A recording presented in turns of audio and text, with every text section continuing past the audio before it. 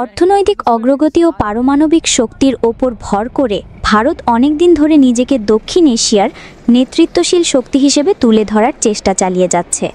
কিন্তু চলতি বছরের 22 এপ্রিল কাশ্মীরের পেহেলগ্রামে বন্দুকধারীদের হামলার পর ভারতের প্রতিক্রিয়ায় দুর্বলতার দিকটাই বেশি স্পষ্ট করেছে।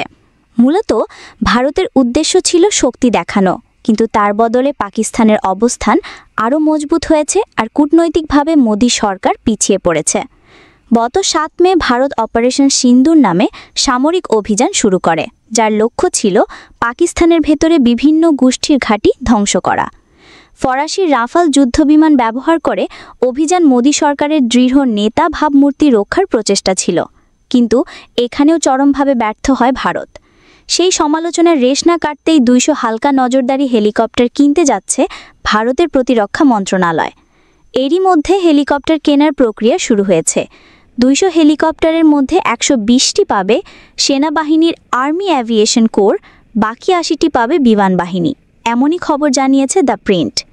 প্রতিরক্ষা মন্ত্রণালয় পুরনো হেলিকপ্টারের পরিবর্তে নতুন করে কেনা বলে জানিয়েছে, কারণ বর্তমান বহরটি 1960-এর দশকের ফরাসি অ্যারোস্পেশিয়াল নকশার ওপর ভিত্তি করে তৈরি, যা তার নির্ধারিত পরিষেবার জীবনের চেয়েও বেশি সময় ধরে উড়েছে।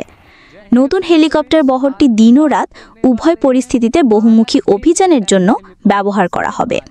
এই গোয়েন্দা ও নজরদারি হেলিকপ্টারগুলোকে গোয়েন্দা ও নজরদারি থেকে শুরু করে বিশেষ অভিযানের জন্য ছোট সেনা দল বা দ্রুত প্রতিক্রিয়া দলকে পরিবহন সহ বিভিন্ন মিশনের দায়িত্ব দেওয়া হবে। হেলিকপ্টারগুলো স্থলবাহিনীর সহায়তায় অভ্যন্তরীণ এবং আন্ডারস্লাং লোড বহন করবে।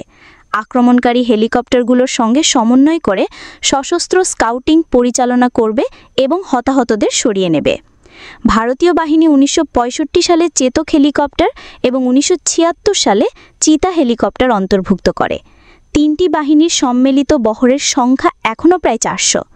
মূলত পুরনো চেতক ও চিতা হেলিকপ্টারগুলোকে এই উদ্যোগ নেওয়া হয়েছে। সাম্প্রতিক বছরগুলোতে চেতক ও চিতা একাধিক দুর্ঘটনায় পড়ে, এতে বেশ কয়েকজন সামরিক কর্মীর প্রাণহানি ঘটে। এই কারণে হালকা হেলিকপ্টার বহরের মধ্যনীকরণের জরুরি প্রয়োজনীয়তার উপর জোর দেয় ভারত।